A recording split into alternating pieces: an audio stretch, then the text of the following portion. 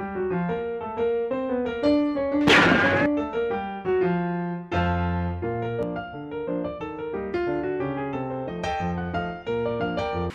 friends, FirearmPop here, and today I have another in my series of armed citizen stories. Now this group of stories coming out of Concealed Carry magazine, and they call them true stories. And I'm going to title this one, man shoots would-be robber. Doesn't get better than that. Let me read on here. Reno man shoots would-be robber. As he returned home recently, about 10 p.m. at a Reno, Nevada, man noticed a strange truck cruising his neighborhood. He retrieved a 9mm pistol and a pencil and paper from inside his home to write down the truck's tag number. When he went back outside to get the tag number, one of the truck's occupants approached him with a handgun and demanded his property. Fearing for his life when the assailant worked the slide on his pistol, racking his pistol. I didn't understand what that meant the first time either. So he racked the slide of his pistol. The homeowner drew his own weapon and fired several times, mortally wounding the would-be robber. Reno police are investigating the incident. Now, boy, this goes right hand in hand with a couple of other videos I've been watching lately about whether to keep a round in the chamber or not, or to be ready. Now, the robber here in this case didn't have one in his chamber and was racking his pistol and putting one in the chamber. That gave the homeowner enough time to draw his weapon and get the business accomplished. There's one, chalk one up for keeping a round in the chamber and ready to rock and roll at any time. Okay, so let's move on here with some more stories. Ex-lover shot after attempting forcible reconciliation. A Palm Bay, Florida man was shot by his ex-girlfriend's fiance after a day-long incident Easter Sunday that included holding the girlfriend in her house for hours. After the former girlfriend went with her mother to the fiance's home for safety, the ex-boyfriend forced his way in and started an altercation, which ended with the fiance's retrieved a pistol and shot the intruder in the chest. Charges are pending against the ex-boyfriend on his release from hospital.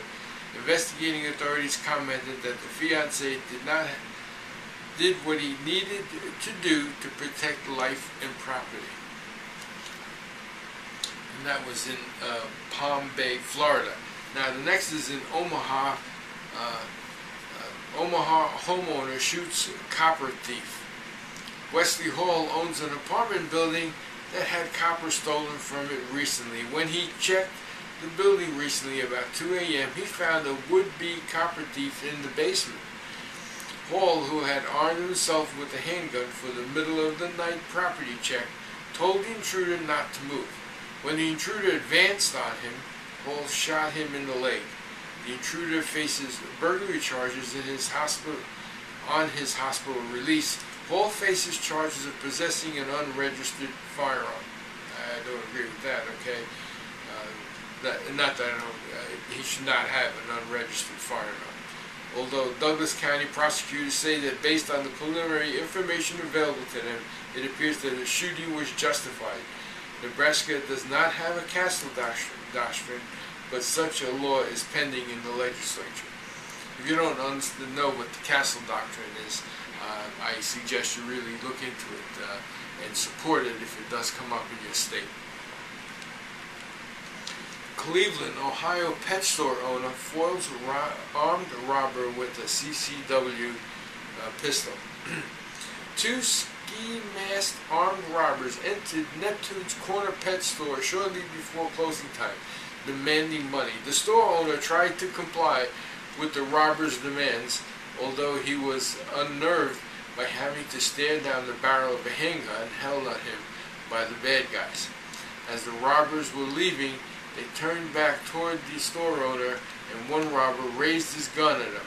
The store owner then pulled his own legally carried pistol and shot one of the robbers several times. Both robbers were arrested later, one while seeking treatment for multiple gunshots to his left hand and upper torso. The owner has had a carry permit for several years, but only started carrying regularly when his store suffered a similar robbery in December. Okay? Amen.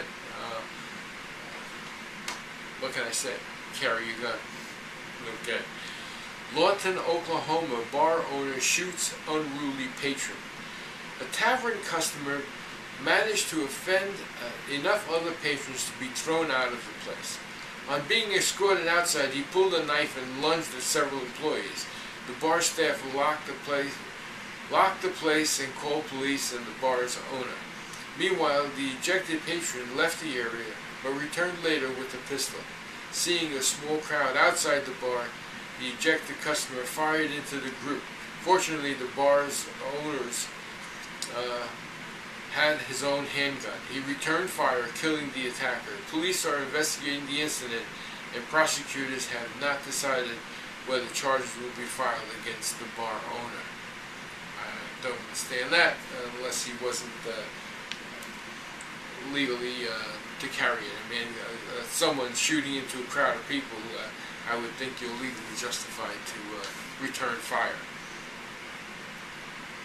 Hot Long Island burglary ends with death for the intruder. 3 burglars got more than they bargained for when they broke into an East Islip, New York home. Armed with a .22 rifle, one burglar immediately shot the family dog. Fortunately, someone in the home had a shotgun, which he used to kill the armed intruder and wound the other. Both surviving burglars were arrested by police. Okay. Chattanooga, armed citizen captures cop killer after pawn shop gun battle. Hearing nearby gunfire from the armed robbery of a pawn shop, Harlan Murray watched a running gun battle that claimed the life of Chattanooga police officer. Murray then left the yard he was at and retrieved the .22 pistol that he had in his nearby home. When he saw the shooter walking away from the scene, he held him at gunpoint until police arrived a few minutes later and arrested the killer.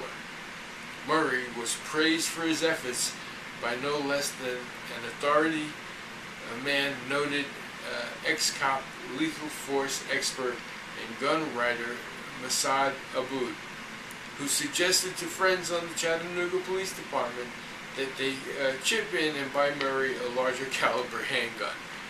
There you go. That's the kind of thing I like to see.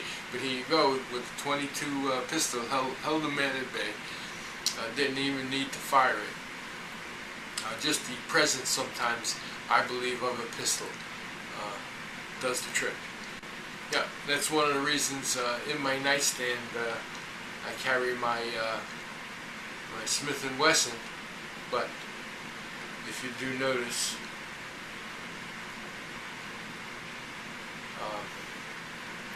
I've got a laser on it.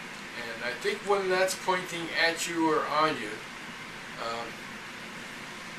you are stopped cold in your tracks. Okay? So, .22, a laser, any one of those things can do the job. Okay? Well, another set of interesting stories.